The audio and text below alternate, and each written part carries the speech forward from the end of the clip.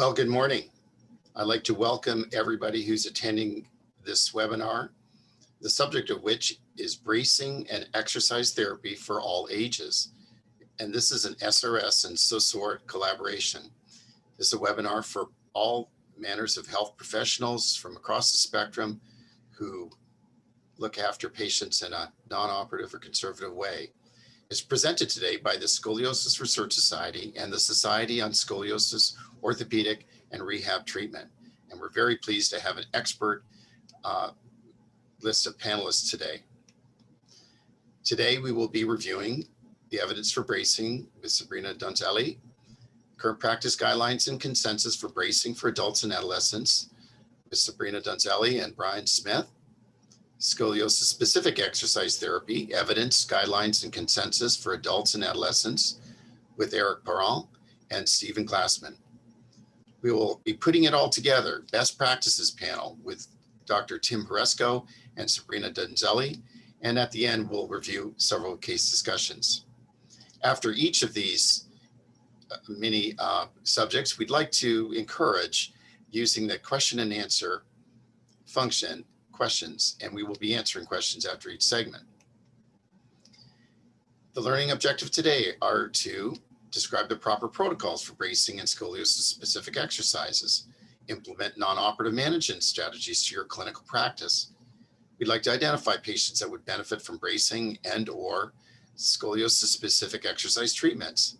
And we'd like to incorporate bracing and/or scoliosis specific exercises to the patient with spinal deformity. These are the disclosures. And with no further ado, we'd like to begin our program. I will present you in this short presentation the evidence about bracing. Here are my disclosure. And the history of evidences on braces started with this study published in 1996, exploring the effect of bracing, observation, and electrical stimulation on a cohort of 300 girls, followed up for 4 years, and a small part of this cohort was followed up for 15 years, thus showing that the braces seem to work and stop progressing the curves. Few years after that, in 27, a review showed that there were a big gap in the evidences about the effectiveness of bracing, and this effectiveness was discussed a lot. And even a Cochrane review, which came afterwards, highlighted again the low level of available evidences regarding the effectiveness of bracing. This is the reason why as you can see here, the surgical rates were very different, but also different studies show different kind of cohorts with worst case scenario and efficacy analysis only, and the pool results showed by the group of Dr. Dolan. So that's to highlight the heterogeneity of studies available until that date, which guided the group from Iowa University to plan and run a randomized control trial, a multi-center randomized control trial, which showed finally that there were higher odds for avoiding surgery in brace-treated group. So thus confirming that the brace could work, and also that there were a big relation between dosage in determining the success. So as the dosage increased, then the rate of success increase accordingly. After that, we ran a study together with EASICO and the Iowa University, put together these two cohorts and two matched cohorts to compare the results in the attempt to understand which factors could be involved in determining these results.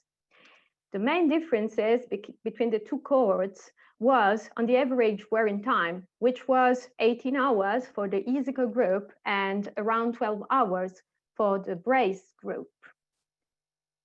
So we highlighted that the dosage, again, could play an important role in determining the success of the treatment. And this is what is reflecting in everyday practice. We had around 30 years of experience, and we tailor the prescription according to the characteristic of the patient, to the patient desire and their family desire, but also to the goals of the treatment. So we have different level of treatment according to the characteristics of the patients.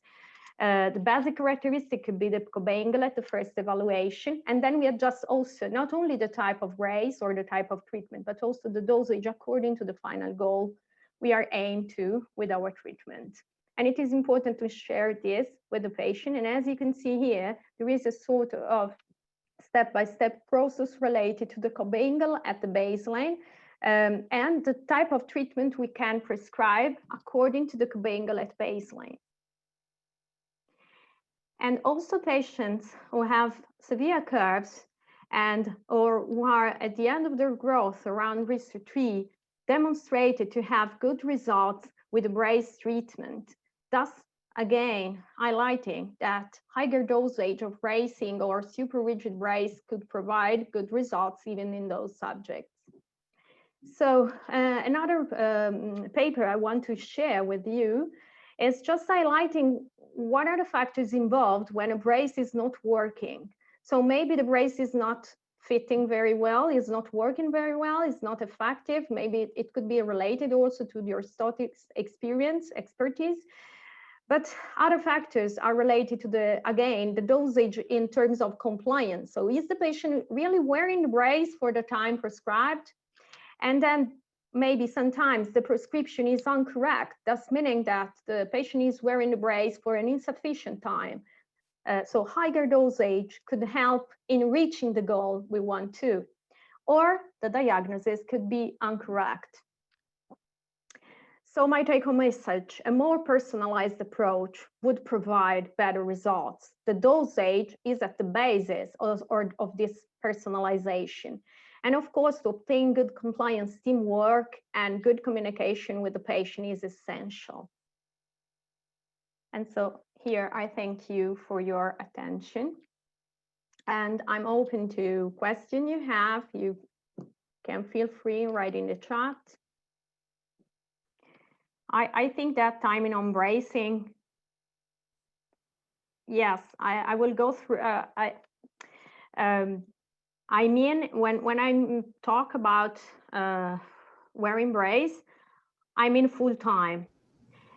That's meaning that full-time brace wear is from 18 hours to 23, 24 hours per day. Below that threshold is defined by the guidelines from SOSORT as part-time. And the potential of effectiveness is reduced. So it depends on the goal, and then you can decide which is the best dosage, considering that 18 hours per day, so 6 hours of break is a part-time. So with part-time, in our experience, you can obtain a good reshaping of the trunk, so improving the aesthetics of the trunk. But then if you need to improve the curve, I give you an example. You have a case, risk 0, 35 degrees. You need to improve in order to avoid the need of surgery and to end the growth below 30 degrees. So in those cases, with 18 hours is not enough. You need a full-time bracing to be able to obtain the best possible goal of the treatment, which is ending the growth below 30 degrees.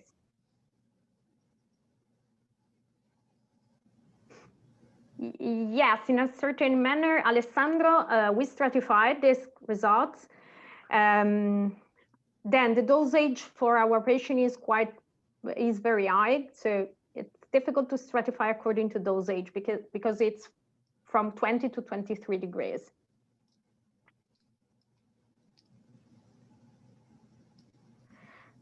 This is a difficult question, Yu Cheng, because I have no direct experience in the use of nighttime bracing. I have to tell you that I'm a specialist in rehabilitation. And as I showed you, today I'm talking about bracing, but we consider observation and exercises alone and soft bracing alone, and then rigid bracing in our panel of treatment we use in everyday practice. So in my experience, I would prefer exercising or a soft brace rather than putting a brace during night. But in some cases, it could be possible to use it by night. It depends on the goals.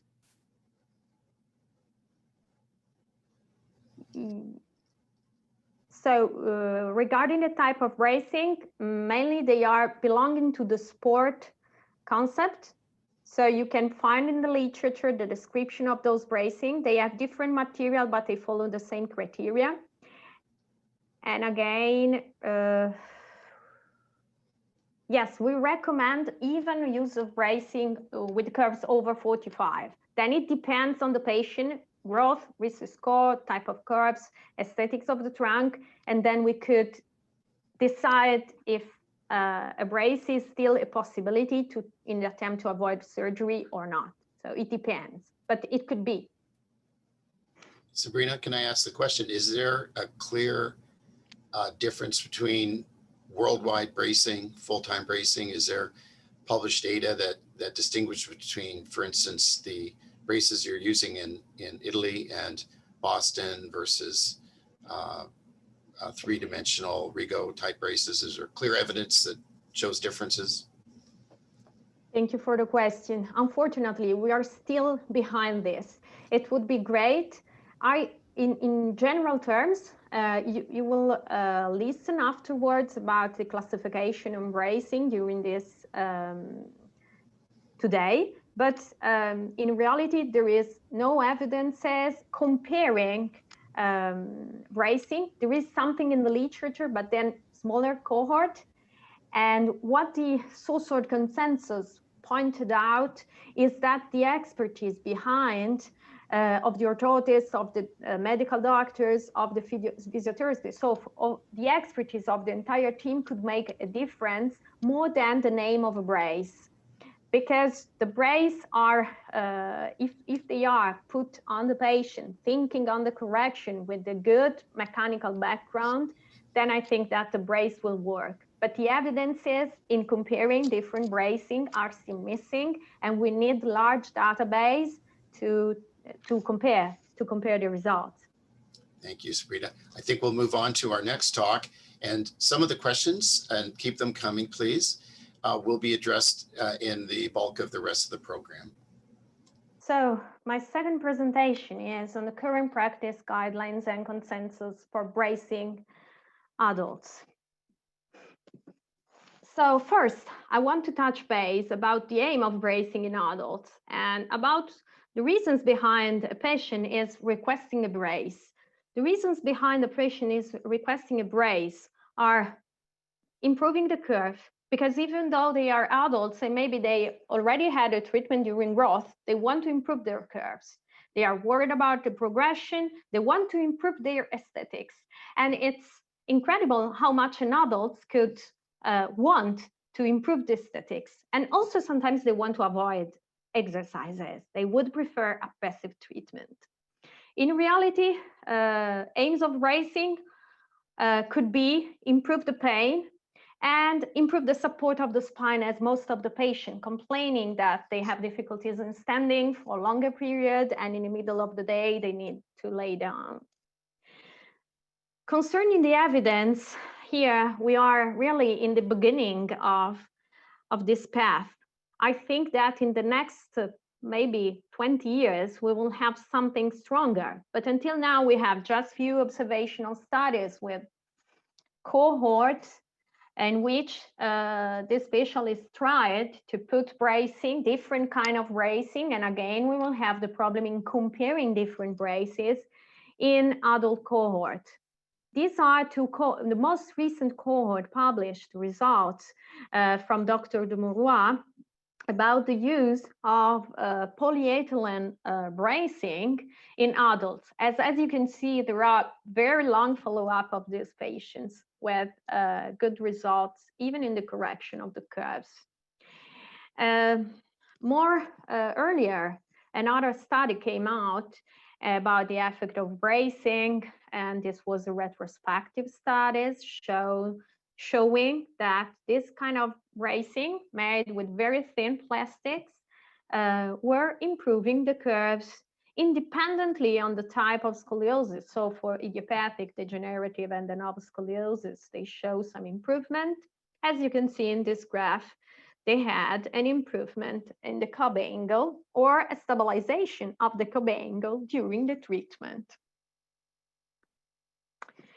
I have to tell you that we also tried with a pilot study to understand what could be the effect on pain of a custom-made bracing.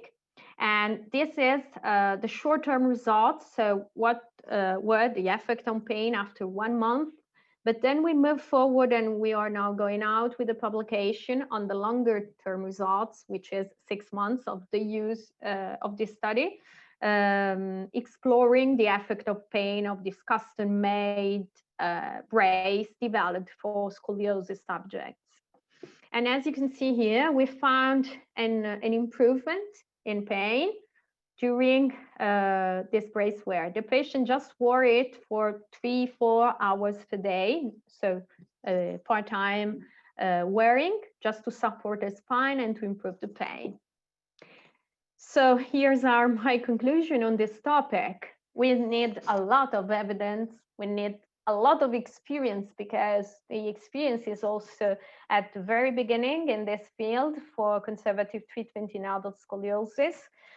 There is also a need for understand the adult scoliosis natural history, because we don't really know what is going on during adult life in patients. For example, in patients who were treated during adolescence, because since a few years ago, the main indication is okay, you finished the treatment, you don't need to come here anymore to have visit, but now we are following up the patient even after the end of treatment, and this will provide some cohort in the next decades in order to understand what is happening in patient after the end of the treatment. And again, we have different type of scoliosis to consider. In adulthood, degenerative is very different from idiopathic, but most of the studies are putting all together. And sometimes it's also difficult to distinguish in diagnosing these patients, particularly to understand which type of scoliosis they are affected by. And finally, in order to approach in the best possible way this kind of patient, we will need subclassifications. So, for example, it's not only related to degenerative, idiopathic, de novo, but it's also what is going to happen in females compared to males, and what is going on in after menopause, for example, or in different ages groups. So there are a lot of open questions. And now I'm ready to answer if you have any questions. Sabrina, there's a fair amount of questions about weaning protocols.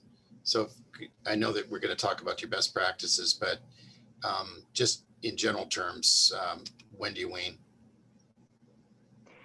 We need protocols, but first of all, we would need to understand which are the risk factors. I mean, when we treat adolescent idiopathic scoliosis, it's difficult, it's challenging to choose what is the best treatment for our patient, but we have something to think about. We have risk factors, family history, for example, Cobb degrees. So in adults, we know that the more the Cobb degrees, if they are exceeding 50 degrees, then the higher the risk for progression during adulthood. But if I have a 20-year-old patient with 50 degrees, maybe she will never progress for 10 years, 20 years, I don't know how much time. And we are thinking of very long period, because adolescence is lasting 4 years, but adulthood start at 20 and finish when the life is finished. So factors involved in progression should be understood a little bit better. And of course, we need protocols in order to understand. And I would not support in this case to follow patients' requests, because they want just to stretch, they want no pain, and they don't want exercises. And I personally think that exercise is fundamental, and I cannot tell to my patient, you can avoid exercises, because they really need that. And the braces working against exercises. So we need both. We cannot follow the patient as it is with adolescent. In adolescent, we should listen to patient requests and then adjust the treatment. In adults, most of the requests are not, we cannot follow that. And so we have to work a lot, but we have really very few information to work on. Thank you very much. I think we should move on to our next talk.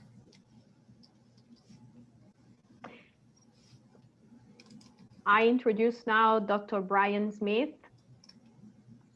Good morning from Texas, everyone. Those of us that take care of patients with idiopathic scoliosis certainly have a sense of what we need to do to treat them with bracing. However, when we critically review the medical literature, there's relatively little science for what we do. For example, do we really know the ideal time to start and stop bracing, or how long to brace, or what type of brace is really best? And that begs the question, what consensus do we really have for treating idiopathic scoliosis non-operatively with a brace? We certainly have some consensus, as Sabrina told us, regarding the efficacy of bracing thanks to the BRACE study of 2013. This study documented a 72% success rate for preventing curve progression to 50 degrees, and for those that wore the brace at least 13 hours a day, a 90% success rate for avoiding surgery. Just this year, a seminal study came out in the Journal of Spinal Deformity to try to clarify some of these issues regarding non-operative treatment, including bracing of scoliosis. And I'd like to spend the next few minutes really drilling down into this paper that gives us consensus. The lead author was Ben Roy, and the senior author is Mike Vitale, both from Columbia and New York. Several authors on the paper are past or future SRS presidents, and a number of authors are recent or current members of our SRS Non-Operative Committee. The goal of this paper was to help define principles to guide our treatment and establish some best practice guidelines for these AIS patients. They sought to standardize non-operative care and identify areas where future research is needed. They pointed out that there's a wide variability of non-operative care, even in the United States. That may also imply, in their opinion, that some patients receive suboptimal care. In order to provide the best possible care to AIS patients, we can't wait for clinical studies and the scientific literature to validate outcomes. What we need to do, and what they sought to do, was to establish some guidelines based on consensus for treatment in this patient population, based on a large group of international and experienced. This study recognized the work of the SOSORT organization in trying to define guidelines for bracing in scoliosis, but pointed out that the lack of scientific evidence limited some of the recommendations from the SOSORT study. So the goal of this work was to establish best practice guidelines using a multidisciplinary approach of almost 40 experts from 7 different countries. They did a literature review of 88 articles and used the Delphi process to develop consensus. Here's their Likert scale, which they used to define consensus, which is over 80% agreement, near consensus on 70 to 80%, and equipoise at 30 to 70%. As you can see here, the team was mostly orthopedic surgeons, but also included physical therapists, PM&R physicians, orthotists, and 1 research scientist, all coming from 7 different countries with an average of 2 decades in practice. Regarding the literature search, they found few randomized or prospective studies based on their first 3 surveys. The group reached consensus on 49 items and near consensus on 9 items. On the 4th questionnaire, they sought to define AIS patients that are high risk for progression. And in the end, they reached consensus on 67 different items, near consensus on 6, and equipoise on 15, with no consensus on 21 items. In their critical assessment of their own study, they acknowledged the lack of high-quality research to scientifically support their recommendations. Thus, in terms of evidence-based science, they could only achieve a level 5 evidence with this paper. To review a few of their grade A recommendations, high risk of progression was defined as number 1, a curve over or equal to 30 degrees, and number 2, a patient that is standard stage 3, risk of 0 with open triradiate cartilage. The patient depicted on the right is truly high risk and was braced. Lower risk of progression was identified in curves under 15 degrees, as well as risk of sign over 4 and standard stage 6 or over. In terms of brace prescription, number 1, high-risk patients for AIS should be braced a minimum of 18 hours a day. And number 2, initiating bracing for less than 6 hours per day is not indicated. Regarding brace type, number 1, there's a difference in effectiveness between brace types, and more specifically, Number two, rigid braces are superior to non-rigid braces in controlling scoliosis. Other recommendations that they had for patient-specific scoliosis exercise, their recommendation was to consider prescribing these exercises along with bracing where available. They also recommended brace compliance be monitored with electronic sensors. Some interesting equipoise questions that they posed include, should bracing be initiated in adolescent females over 2 years post-menarche? Should CAD/CAM technology be used for brace fabrication? Should 20 degrees be considered a marker for high risk of progression?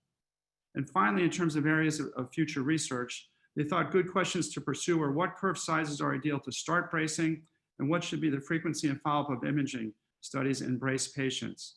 Other questions to research include what are the ideal number of hours to be in the brace, and finally, what maturity factors should guide us in discontinuing bracing. So in summary, we still seem to have more questions than true scientific answers for brace treatment of idiopathic scoliosis. However, this study really does help us by providing some consensus-based best practice guidelines that we can use in our shared decision-making discussions with our idiopathic scoliosis patients and their families about their brace treatment. And I thank you for your attention, and we'll certainly take any questions. Nigel, any thoughts on questions? Yes. So some of the questions that are coming in are, there seems to be consensus about thresholds for risk. And there seems to be quite a lot of variation in the actual treatment itself. Would you say that the evidence supports full-time versus part-time? Just as a starting point, a lot of questions are addressed to the role of a nighttime brace. I think the evidence definitely supports full-time bracing, and as they indicated, 18 hours seems to be a consensus time in the brace. Nighttime bracing, I think, has a role. I use it in certain curve types, more thoracolumbar curves, and in more mature patients, maybe that are already risk for 1 or 2, at lower risk for ultimate progression because of their relative maturity.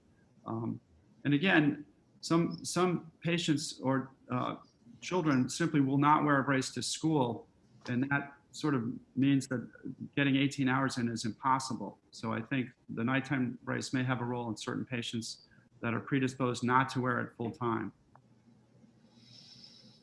And is there any consensus on whether we can reduce the number of radiographs? There is a number of questions about whether we can manage a scoliotic patient with clinical findings and physical findings and reduce the number of radiographs. Is there any consensus on that? I don't think there's consensus, and they tried to look at even the EOS biospace system of minimal radiation, but I don't think they could develop consensus on that. And obviously that's a great way to minimize radiation to all our patients. But establishing the ideal time for follow-up, is it 4 months, is it 6 months, for these patients, work that needs to be done. And is there any emerging consensus, at least in this paper, that you on an emerging biomechanical superiority? You touched on this in your talk a little bit. Is there the ideal brace? It's a terrific question, Nigel, and I think maybe Tim Horesco from Boston may touch on that a little bit in his comments on the new Boston 3D brace versus the European Rigo Chenot type braces.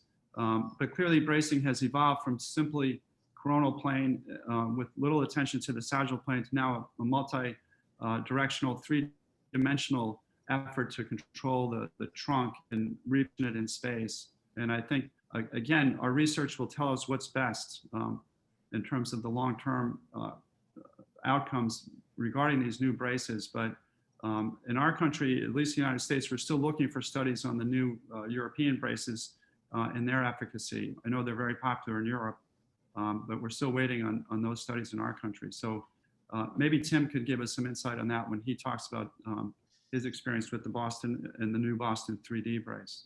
And just before we move on, one final question that's come up a little bit is there a consensus as to whether we're more effective with our bracing strategies if we incorporate compliance monitoring?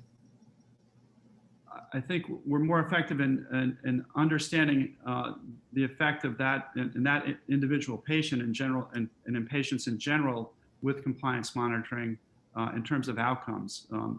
And it's, I think it's very clear to all of us, if patients are not compliant with the treatment, we can't expect good outcomes. So the compliance monitors really give us a great tool to assess, are the patients doing what we ask them to do, which is a hard job to wear a brace 18 hours or more per day.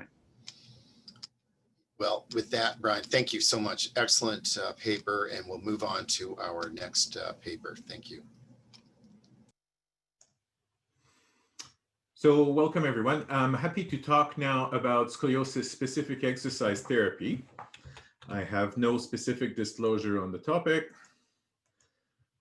Let's begin with a definition. So scoliosis-specific exercise, they're an outpatient exercise therapy that's individualized for the curve type of the patients, and that have published effectiveness results. There are many approaches available, but they all share common characteristics. The issue here is to teach patients an autocorrection of their curve in 3D, how to stabilize this corrected posture, make sure that they understand how scoliosis is affecting their posture, and train them in their activities of daily living to maintain the corrected postures. So beyond arresting the curve progression, there's a number of goals why we might consider exercise therapy. So those involve improving aesthetics, educating the patients, improving breathing function, activities of daily living, self-image, and decreasing pain. So beyond curve progression, we might focus on other things. In the literature, you will encounter a description of many different approaches that meet the definition of scoliosis-specific exercise. Here in North America, we tend to encounter variation of the Strott approach or of the CS approach more commonly because training program have traveled and trained therapists over here. So what do the guidelines and consensus say about that? So if we look at the SRS website patient side, it says that the exercises are increasingly used, quite often in combination with bracing and offering some advantages that way, and that the SRS is still focused on studying their effect.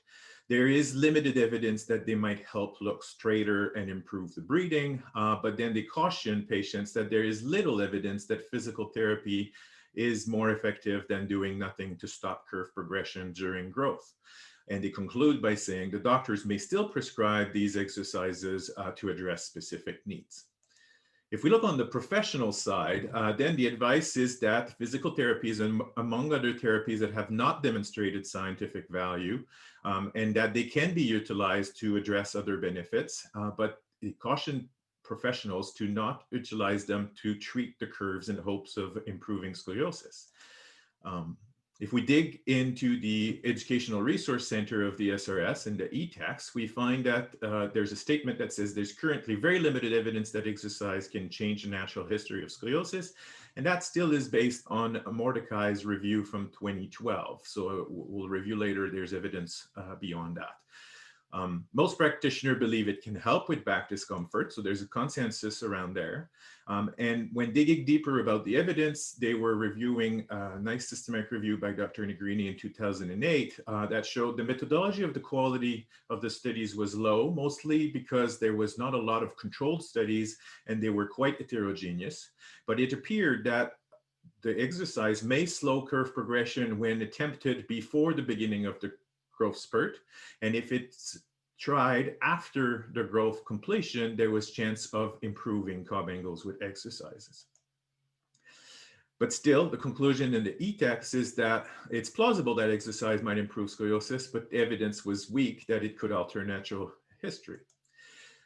Later on, there was a statement in response to the United States Preventative Task Force on Screening that the SRS was amongst other society believing that exercise can decrease the likelihood of curve progression. So the evidence is evolving.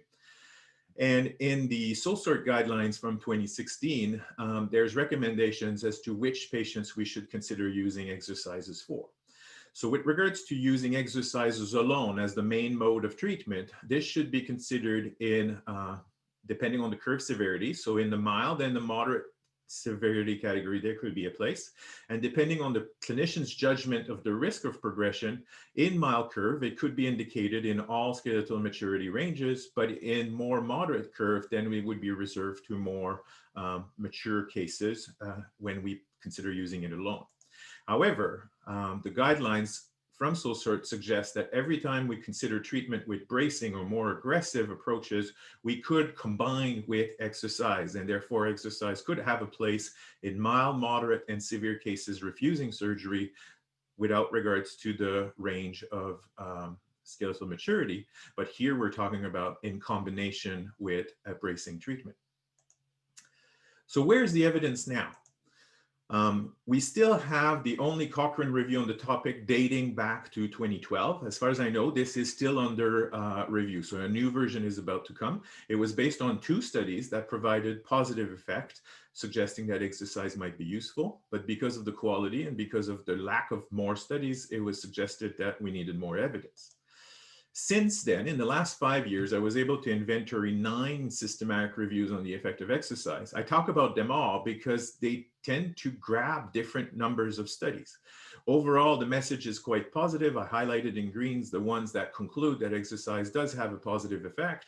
And I highlighted in yellow some that reserve judgment because the studies are quite heterogeneous or they focus on short-term follow-up. And despite showing positive effect, there's calls for more and better evidence. So in the context of the US Preventative Task Force, they decided to review what is the effect of exercise, because if there was good effectiveness, they would justify screening. And they, in their review, only captured 2 studies. One was an RCT from Montecone in Italy showing that CS exercise did improve cob angle, trunk rotation, and quality of life at a long-term follow-up. So that was good evidence. And there was another fair quality evidence suggesting that it did have an effect on the cob angle. They excluded a number of studies that did not have long-term effects. And they call at the end for more evidence that when we implement exercise in screen-detected adolescents, it does have effects in adulthood. And so we need long-term studies on exercise to change their mind. A recent review published by FAN found 8 RCT, 2 cohort controlled studies, and the scoring of those found that they were of moderate quality. The main issues with the exercise continues to be the difficulty in blinding patients and blinding evaluators. There's also few studies that report compliance, but this number is changing. The few studies that did report compliance were able to achieve reasonable amount of compliance in the 62 to 88% range. We still deal with heterogeneity, preventing meta-analysis in this review because there was variation on the number of exercise approaches compared, few on SRS, CS, and other approaches. The comparison interventions tend to vary quite significantly as well. Some focus on standard care, Pilates, home exercise, bracing, and traditional exercise. The exercises dose and the follow-up duration are also quite wide. The majority of studies are still in the shorter range duration, but we now have 4 with follow-up over 1 year. So what did these find? So their conclusion was that there's 5 studies of moderate quality showing significant curve regression. So I've outlined them here. So when using exercise compared to another exercise approach, they found that the specific exercise led to correction of the curve angles in some times clinically important manners. Studies that combine exercise with bracing found that it also had significant effect compared to other traditional or not specific approaches. There was some studies that showed positive effect, but not as important in their magnitude, and they're listed here. And then there were studies that compared exercise to bracing, and typically it did not show that exercise was superior to bracing, despite showing some good effect on the cob angle. With regards to studies of the effect of exercise on trunk asymmetry, we find that 2 of the 6 trials that looked at this outcome found that it improved trunk rotation, or that was not superior to other active therapies such as core exercise bracing. When we look at the effect on quality of life, we found that 3 of the 5 studies showed that it improved function and mental health, or did not have differences between exercise and bracing and home program. So still positive results. If we looked at another review, it tends to capture slightly different studies. Again, this time 4 RCTs and 4 control studies, moderate scoring and quality. And when we looked at whether they could combine the results, they judged it too heterogeneous to pool. But they looked at the results further and found that exercise was superior to no treatment for curve angles. There was a wide range of estimates on the curve, on the effect size, but it was as large as 1.36.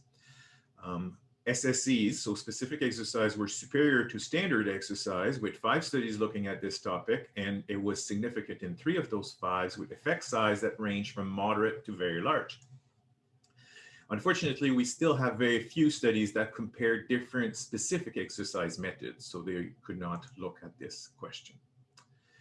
We now have also 2 meta-analyses focused on SRS studies. The first one included 3 trials. The other one found 6 studies on the topic in adolescents. They range in duration of follow-up and comparison of interventions, but their quality is still in the moderate range for the one study. They were not able to meta-analyze the Cobb angle, but they found that the 3 studies on the topic were in favor of using SRS exercise. They meta-analyzed the effect on the quality of life and found moderate to large effect size at 12 and 24 weeks on quality of life using SRS. The other studies attempted to pool despite the heterogeneity, and they showed that comparing the exercise studies in teens to those in adults, we tend to have better effects in teens. When comparing which baseline curves are treated, we tend to have better effects starting with smaller curves, offering longer treatments, and offering the more comprehensive SRS approaches compared to the more simplified SRS approaches. So the more comprehensive program had better effects. And they found pooled effect size in the moderate to large range on a variety of outcomes, including the Cobb angle, the symmetry, the back extensor strength, quality of life, some pulmonary function, and balance pressure measurements. So how do we implement these kinds of specific exercise? So my background is SRS mostly, so that I'll give out a correction that way, but it tends to be similar amongst approach. Let's pretend we start with a double curve participant. We would typically instruct them to balance their pelvis, instruct them to achieve elongation, shift their curve convexity towards the midline, derotate their spine, expand in the areas of concavities, and stabilize the posture with assistance of some arm corrections. And we remind them to control their sagittal profiles. So lots of complex instruction.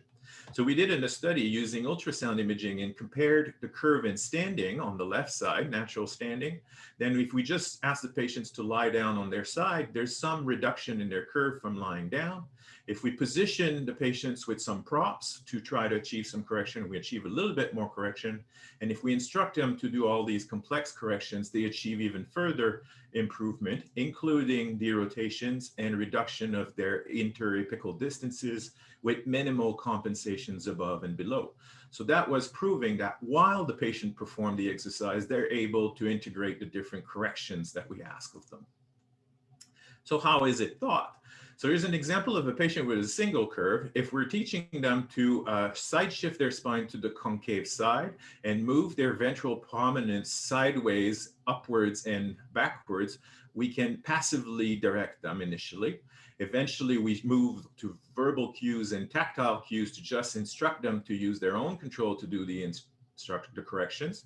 And we can eventually progress to apply some resistance to challenge their ability to do such corrections. So this is a simplification of how autocorrection is taught, but it illustrates it. The program nowadays tend to be a range of intensive visits at the beginning over 2 or 3 weeks to teach the patients these autocorrection. And then we ask patients to exercise daily, and we follow them at wider intervals, which tend to vary between 1 and 3 months up until they're independent or mature. Some places offer group classes or continue to emphasize to integrate these corrections in all activities. So in conclusion, I would argue that we have moderate quality evidence that support the use of exercise, mostly over short-term duration and from heterogeneous study, but it's there. We continue to need more high-quality evidence, especially with regards to how treating adolescent would impact adulthood. And in order to reduce the heterogeneity, I would like to direct you to recommendations from a collaboration between SOSORT and SRS on how to select participants for such study. Minimum trial durations and outcome selection are all recommended in this to try to minimize variation in our practice. Thank you for your attention, and I'm happy to look at some questions. Nigel, you can direct some questions to me too. Thanks, Eric. I might get you just to look at some of the pooled written questions and answer as we move on to our next talk. Will do.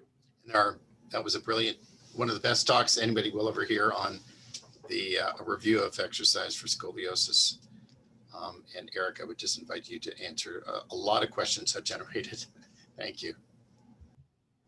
Okay. Good morning. I'm Steve Glassman from the Leatherman Spine Center in Louisville, Kentucky, and I'm going to get a chance to talk a little bit about scoliosis-specific exercises in adults. These are my disclosures. Okay, so we got to hear from Sabrina and Brian, who were able to talk about an area where there's a really pretty robust literature with bracing. And then from Eric, looking at exercises in children where there is some literature. I don't know that I call it robust, but it's a real and growing literature. And now I'm going to get to talk about an area where there is essentially no literature, and where, unfortunately, beyond there being few studies, the studies that exist are hard pressed to really give us significant guidance, and that is exercise, scoliosis specific exercise in adults. I'll give you just a couple examples of those studies.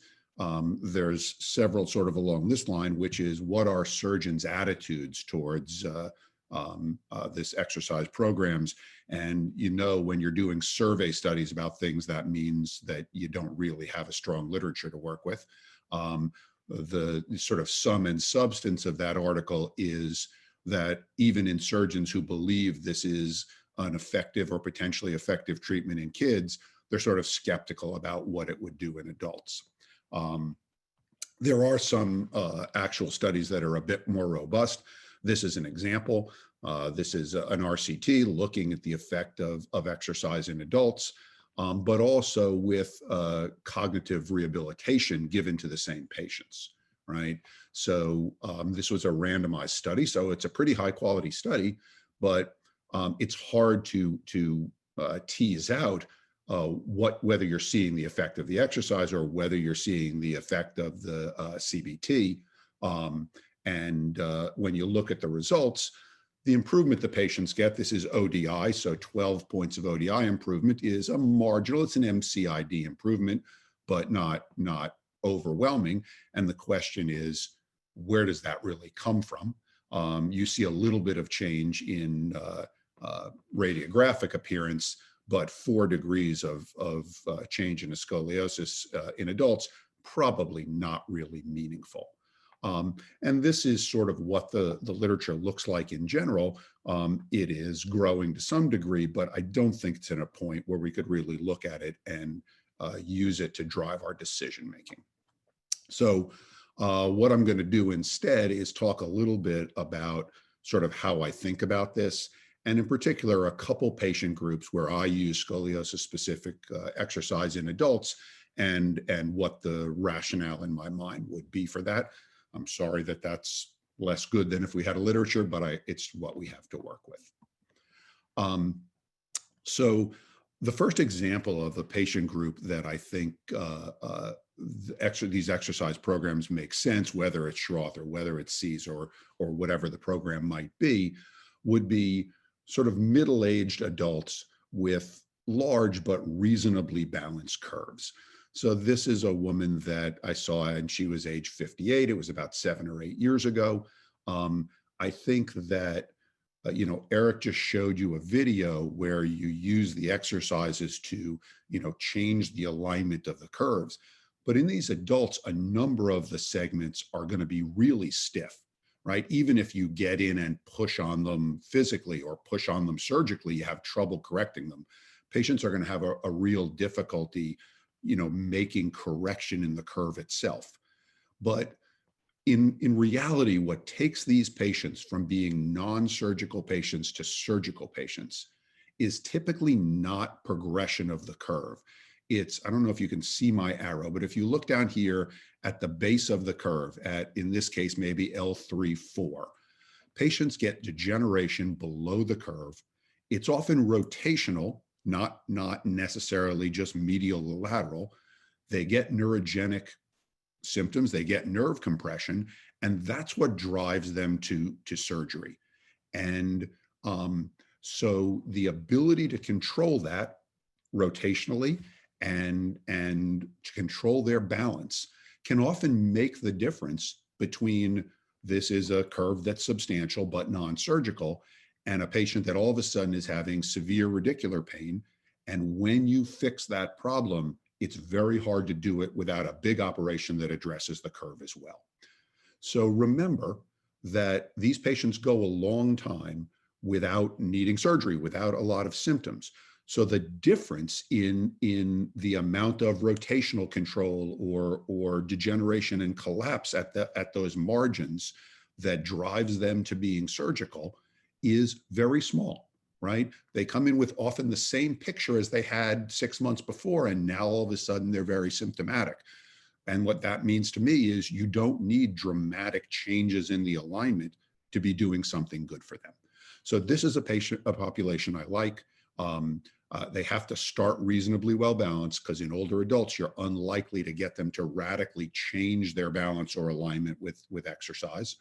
If they're very deconditioned, they just don't really tolerate these high intensity programs as well. And in those patients, I might use just something simple like water therapy. But in this patient, for example, she was willing to participate and participated actively in her scoliosis specific exercise. And you see us maintaining her balance and alignment over a 7 or 8 year period. You see the little bit of lateral listhesis here. That's where her risk lies, but we've been able to maintain it with the exercise program over this fairly prolonged period of time. So that's sort of the first batch of patients where I think I use this effectively in my practice. The second, and probably sort of my favorite use for scoliosis specific exercise, is in the young adult.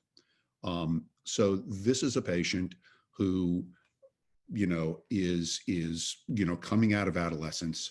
She has a curve that, so I'm going to say I'm old.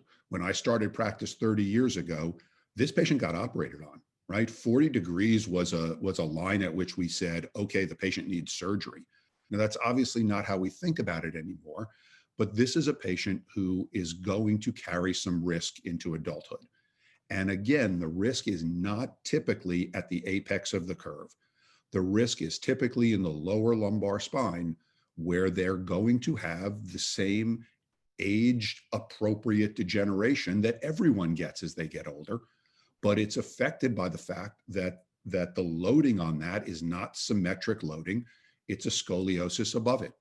And I think that controlling the alignment of this patient, controlling the rotation in the lower part of the curve in this patient can, in a lot of cases, impact whether they become symptomatic with their low back at 30, at 35, or not. These are patients who I don't operate on, but I worry about. And I think they are a very good target for exercise as a preventative measure to offset the fact that they're inherently going to have some lumbar degeneration as they get older, because we all do, and to not let the curve drive that from normal lumbar degeneration to a situation where they become very symptomatic and then need more aggressive treatment. And the reason that I think that scoliosis specific exercise makes more difference than just telling patients, make your core strong, is because I think that the amount of rotation, if you can control that some, and the alignment figure into that. I think that if the lower lumbar spine here is loaded asymmetrically over a long period of time, the chances that they get clinically important degeneration at those levels increases. So unfortunately, neither of those case examples are backed by evidence. We don't have great evidence. it's really hard to generate that evidence because there are multiple factors going into it. It's very hard to control for what would the patient's normal aging degeneration be if you didn't intervene. When we look at the effect of bracing or the effect of exercise in kids, the comparator is they ought to be normal. But when we look at this in adults, the comparator is we all develop degeneration and potentially, problems related to our back and our low back. So it makes studying it complicated. The offset of that is, I think that the likelihood of benefit is good. You're doing something good for them. Even if it turns out to be no better than good core strengthening, you're still doing something good for them.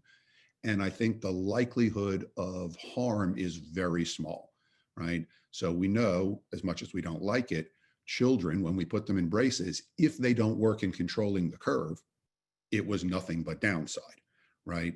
And they do control the curve, and that's in cases, and that's why we think it's a good treatment.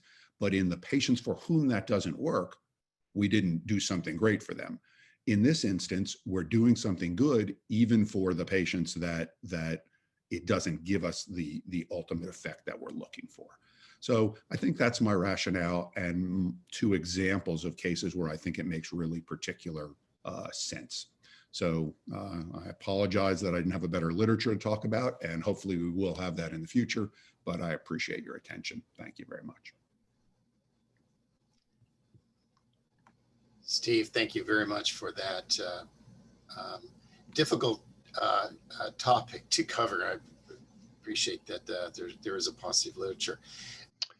Good morning.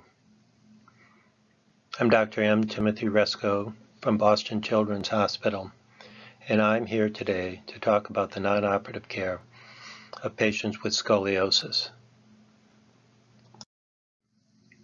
I have no financial conflicts, but I do work with orthotists from Boston Orthotics and Prosthetics on a daily basis in care of our patients.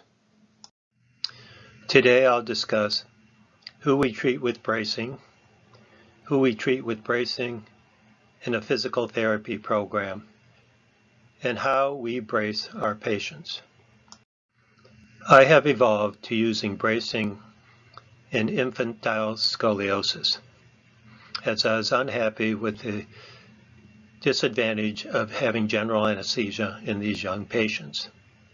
So patients who have a curve between 20 and 50 degrees with a rib-vertebral angle greater than 20, I will place in a brace which is applied with the patient awake, with the family assisting in stabilizing the child. The child will either be scanned or casted, and then computer design will be used to elongate the spine, correct the spine, using the Boston 3D principles. Here's the correction that we're able to receive in this young child, which is excellent correction, and bracing is well tolerated. Our set goal was to achieve results equivalent to or better than that of metacasting while avoiding general anesthesia. That usually means early diagnosis, early application of treatment before age 2, and of course, success is greater on the lesser curves than large curves. I set these 5 goals in evaluating the success of infantile bracing. First, to eliminate anesthesia to reduce costs and safety for the child. Maintain brace wear compliance at an acceptable level, set to be 18 to 22 hours, coming out only for bathing and at times of illness. Third, to avoid deformation of the chest wall by careful placement of the brace in areas of recess. Fourth, improve family satisfaction. And I believe all these have been met. We have not yet determined the equivalency to metacasting, but early results are very favorable. We use a variety of bracing in juvenile early onset scoliosis. These may be patients who have residual scoliosis from infancy as in the patient on the left, who is originally in a Charleston bending brace. Then as she grew, we advanced her to a nighttime Providence style night shift brace, and we've been able to maintain her in a reasonable amount to age 10, where most likely she'll go more into a Boston 3D brace as a adolescent growth spurt is a period of at risk for her scoliosis. Of course, the group that we most commonly brace are patients with adolescent onset idiopathic scoliosis. This patient returned last week for her first in-brace x-ray. She is premenarchal, 33-degree thoracolumbar curve, active playing basketball and other sports. We fitted her with an open hip Boston 3D brace. I've become very fond of the open hip bracing as I feel it gives better correction on the thoracolumbar curves and is well tolerated by the patients. The tremendous correction she received in the brace was also a reflection of her flexibility. And this is the type of the patient that I think is very successfully augmented by the use of scoliosis-specific exercises in diminishing her brace time while she's doing the exercise program. However, this patient declined. As she stated, the brace was easy to wear, and she worried about time management and her ability to do the scoliosis-specific exercise program on a regular basis. I'm very grateful for the Milan group who emphasized to me the use of the thermal monitor to monitor brace compliance. I found this very helpful, and we use it in all our patients who are now in spinal orthoses. It's easy to apply, acceptance is very high, and it gives you a clear statement and documentation of how many hours a day the patient is wearing the brace. I'll discuss this with them when they come for their first in-brace assessment and each subsequent assessment to discuss any difficulties in brace compliance, and we can have a frank discussion of their success or their lack of success in achieving the adherence necessary to have success in bracing. I'd like to again bring your attention to this recent consensus paper published in Spinal Deformity of an international group consisting of orthotists, physical therapists, and orthopedic surgeons on a consensus for best practice of bracing in adolescent idiopathic scoliosis. Using a Delphi process, the group led by Dr. Ben Roy were able to have a consensus on a bracing checklist to be used at the time of bracing and subsequent follow-up. I'd encourage everybody to become familiar with this and use this as a guideline in caring for your patients with idiopathic scoliosis. Beyond the typical patient of 20 to 40 degrees of scoliosis, we will attempt to brace patients when all signals are positive, meaning the patient is anxious and willing to brace, the patient's flexible, and can tolerate bracing. Here's an example of an 11-year-old premenarchal RISR 0 patient with a 49-degree curve who was keen on bracing and took to bracing, wearing it more than 22 hours a day. We initially started with the Boston Brace program, in a scoliosis-specific exercise program, and at 6-month x-ray out of her brace, she had decreased her curve to 27 degrees. After 3 years of bracing, an out-of-brace x-ray showed the curve had a residual of 21 degrees, and she's been able to maintain this for 3 years after being out of her brace. So, at times, bracing can be successful. However, success is not guaranteed. We did a retrospective analysis of patients who had curves between 40 and 60 degrees when they started bracing, and found that bracing was able to maintain the curve in a reasonable amount by non-operative means in 42% of the patients, with follow-up 4.2 years after starting bracing. In the juvenile patients, we're able to delay the surgical therapy to adolescents, but juveniles with curves greater than 40 degrees had a 90% incidence of eventually requiring surgical treatment despite bracing. And then the final group we'll consider bracing are in extreme situations. So this is a 10-year-old girl, premenarche, RISR 0, who presented with a 70-degree curve and 60-degree lumbar curve. However, had significant flexibility on side bending, so the lumbar curve diminished to approximately 30 degrees. This is clearly out of general recommendations, but turned out to be successful for her. We did a thoracoscopic anterior release and posterior infusion in her thoracic region to try to maintain maximal correction. But her first standing x-ray after surgery showed that she still had a significant lumbar scoliosis. She continued then in a lumbar brace in a scoliosis-specific exercise program and achieved success in maintenance. So now, being greater than 1 year out of her brace, her lumbar curve is in the low 30s, and she's well balanced with a very short thoracic fusion for what was a very large double major curve pattern.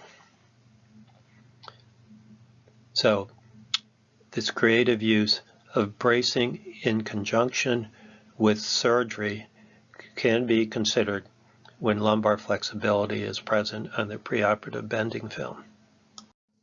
So I've showed you a series of successful treatments. And how can this be achieved? I think there's a consensus opinion to have success, you need expertise in the physician, the orthotist, and the physical therapist. You need the correct brace prescription. You need excellent construction of the orthosis. You need brace checks periodically to keep the family and the patient engaged. And you need team management, which involves both the patient understanding and participating in the treatment plan and the family being the support needed for the patient. I'd like to give credit to Dr. Stefano Negrini and Theo Grievous, who through SOSORT and now with SRS have pushed for a new classification of scoliosis bracing beyond the typical classification of the town or the designer of the brace. So instead of speaking solely of the town or the designer of the brace, we should look at other factors. For example, if you take this patient who on the left is an Arrigo Chenot style brace, or the patient on the right who is a Boston 3D brace, you will see that there's very much similarity in the design of the brace with a high axillary pad, asymmetric shoulders, low on the right side, and these braces may very well be achieving the same success. We may very well think of bracing more by the action that they perform, the symmetry of the brace, the planes of motion, active and passive, how it treats the sagittal plane, the rigidity of the brace, the style, whether it's anterior or posterior opening, may be more important than the name associated with it. For example, braces evolve over time. The original classic Boston brace had an antilordotic posture associated with it, with large abdominal compression. To try to remove lordosis, it is thought that this unlocked the facets and you would get more correction.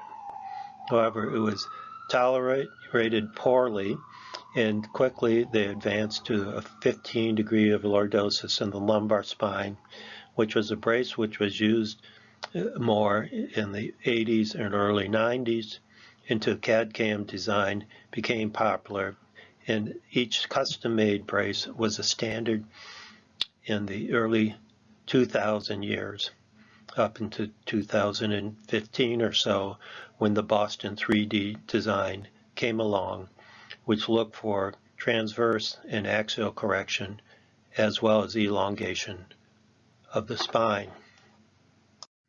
The original Boston concept was a symmetric outer shell with asymmetry based on interior pads, where the new Boston 3D brace has asymmetry on the outside with further correction by pads placed where needed. In this view directly down the brace, you can see the original brace in the symmetry that it maintained, while conceptually now the 3D principle leads to rotation, pressure, and voids opposite the pressure points to allow for rib expansion and correction. When you compare the principles used in the Boston 3D brace with the original Boston brace, you can see the evolution, going from symmetry to asymmetry with additional padding, maintaining a blueprint principle to plan the brace, going from lumbar flexion to maintaining sagittal profile, still maintaining both active and passive curve correction, with pad pressure where it gives best correction, and always remaining with relief opposite an area of force. So this is seen in this blueprint where its central sacral line and balance line is established, forces are applied with the lateral shift for the chest wall with stabilizing the pelvis, with an axillary extension to maintain central posture and allow for derotation by having large voids. The success of the Boston 3D principles has become evident. For example, in these 438 patients who were evaluated, the in-brace correction was very acceptable, being in the range of 60 to up to 70%, depending on the curvature. But again, long-term success also depends on compliance and adherence by the patient. Thank you for allowing me to share my experience in treating patients with idiopathic scoliosis by a bracing and exercise program. I'd like to reiterate the importance of the team concept with the family, the patient, strongly involved in the decision process and having a strong working relationship with an orthotist and physical therapist and nursing program to have a consensus, unified approach towards treatment with a bracing program. Thank you very much. Tim, I wanted to ask you to help close out our session, but you've got a long experience with managing kids non-operatively with scoliosis from birth to adulthood. Can you give me just a few pearls, take-home messages about what you've learned are the big things that have driven your success? I went to Boston, learned Boston brace 25 years ago, and you still are a powerhouse. Well, thank you, Nigel. I would say the most important thing I've learned is to individualize your care for your patient. Scoliosis care is really team-based. Simply supplying somebody with a brace and say, wear the brace. It may work, it may not. It's not going to achieve success in a non-operative program. It really requires expertise in the physician to make a decision to brace, to have an orthotist make a brace which is comfortable and functional, to have a physical therapy team to support the patient in their strength and exercises, a family that is supportive and understands why we're bracing, and a patient who really is engaged, who gets this message which is the same from every member of the team. The importance of bracing. It's tough to do. You can do it if you try. we've made great success in using the thermal monitor taught to me by the Milan group and the importance of using that. And simply using the monitor, I think makes it the patient understand that it's important to wear the brace. Every visit, I look at how much they're wearing the brace, congratulate them, grade them. Everybody understands this in school. Every school, they get a metric of what grade they're going to get depending on how much work they do. And kids understand this. And everybody else understands it. So there's no discussion now or argument between the parents, the doctor, and the patient how much you're wearing the brace. It's right there. And you move forward based on that. I think there are extreme conditions where you may use bracing which are atypical. Some curves which are beyond the 40-degree level are amenable to bracing and some aren't. A trial of bracing doesn't burn any bridges.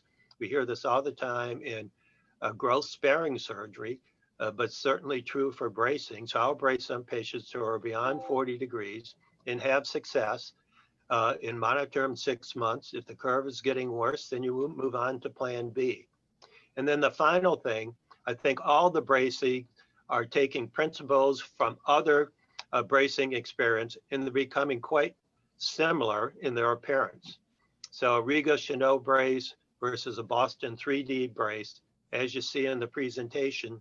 And when you look actually down the brace and in the patient, they're all trying to do similar things: elongate, derotate the spine, and encourage compliance. So I think I'd use the brace which our orthotists are most experienced in using, because they're best at making their brace rather than somebody else's brace. Welcome. This was my last presentation to put all together about the best practice panel. Here's my disclosures. In our practice, bracings are provided to all types of patients from infantile, juvenile, adolescent idiopathic scoliosis, and also in some cases of adult scoliosis.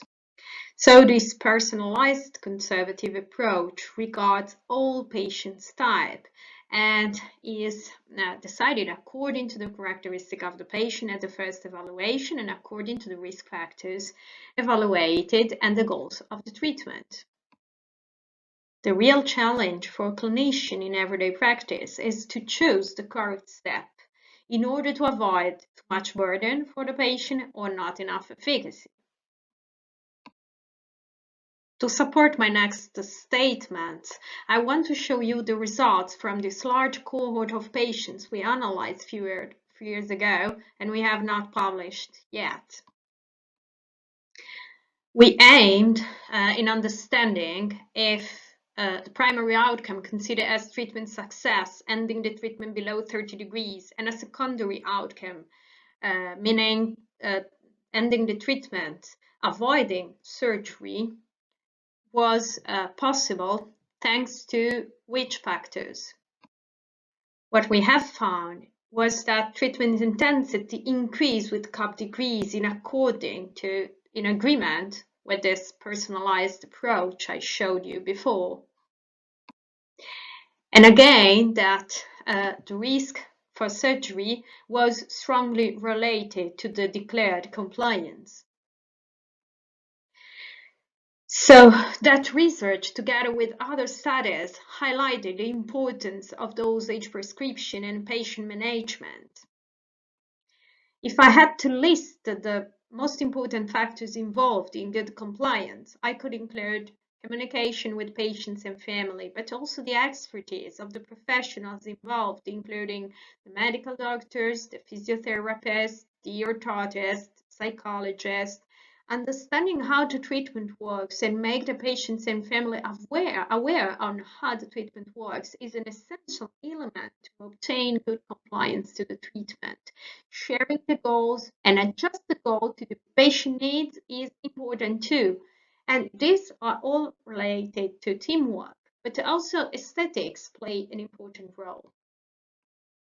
So first, I want to highlight the team role. Let's think about this. Remember that interdisciplinary team working is strongly recommended in case of complex disease, and we can consider scoliosis a complex disease. Who are the team members? As I told you before, there is medical doctors, physiotherapists, physical trainer, orthotists, and psychologists into this team. And each member of the team have different role. The doctor have a specific role in diagnosis, prognosis, explaining risk factors, evaluating them. The doctors are also mainly dedicated to clinical decision making and to share this decision with patients and family.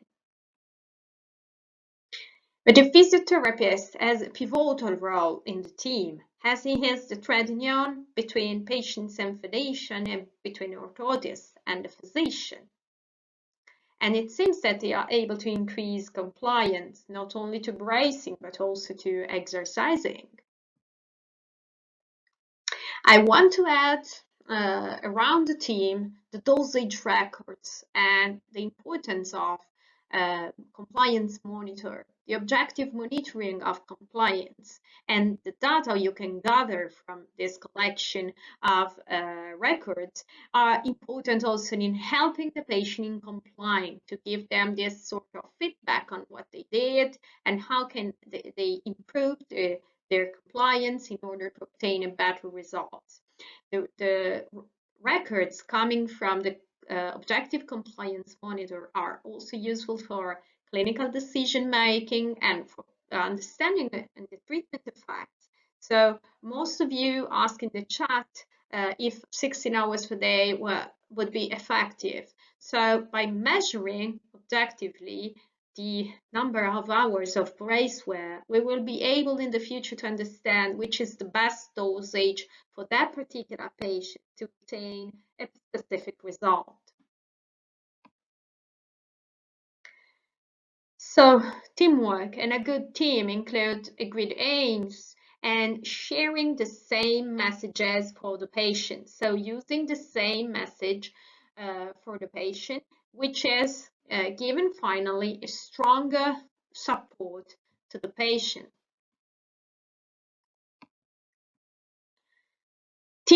Teamwork could be challenging. We know that the skills for the team include tolerance, availability, open mind, humility, understanding, and knowledge.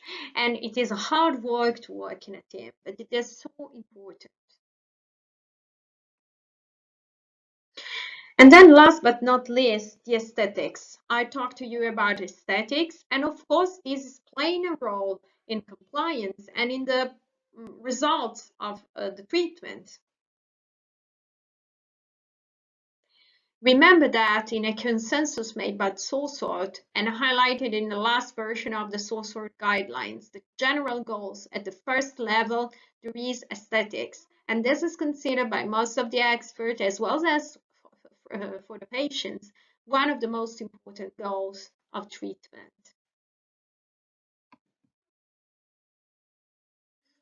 But aesthetics involves also the effect on aesthetics while wearing a brace. And wearable brace, avoiding any harms to the patient, is another important recommendation coming from the guidelines. So if the patient is able to wear the brace freely and avoid feeling any kind of awkwarding regarding brace where they will be able to wear it at school, to wear it during sports. If they understand why they are treated, then they can wear it and feel free while wearing it, like this girl in the picture. So the treatment has a strong relationship with aesthetics, as the treatment could provide an improvement in the aesthetics of the trunk. But of course, the treatment is affecting the aesthetics in everyday life because they have to adjust their clothes to the brace.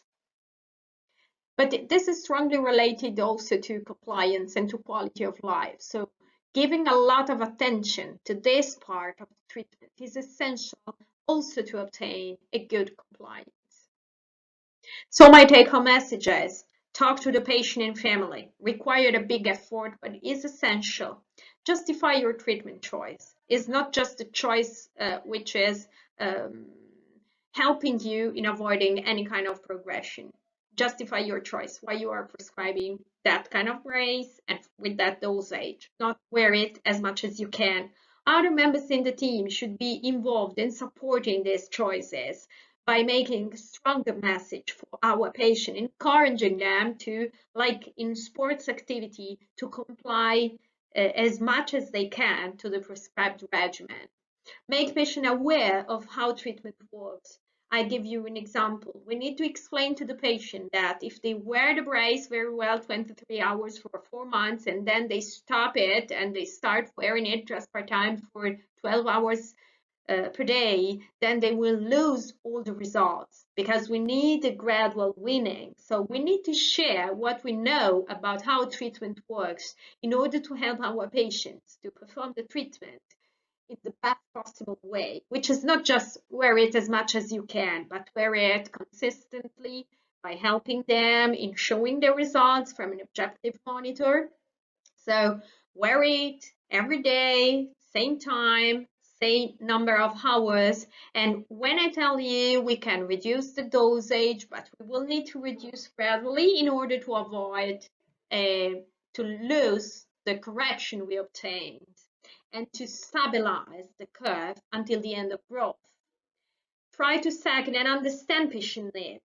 So we have not to adjust our decision to whatever they need, but we should try to understand what they need and then try to find the best compromise to obtain the results, but to maintain a good acceptance of the treatment as well as a good quality of life.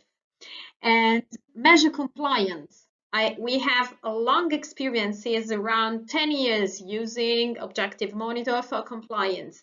It's not to control the patient, but to improve the therapy and improve the final results and to support the patient in respecting the hours of brace wear very precisely, and they will be rewarded for this big sacrifice we ask them.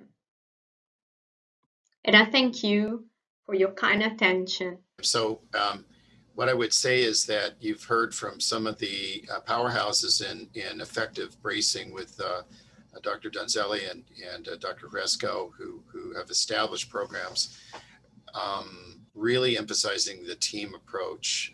You've also heard from other panelists who are experts in managing other demographics in the age spectrum, and we've also gotten a better insight into the consensus that currently exists.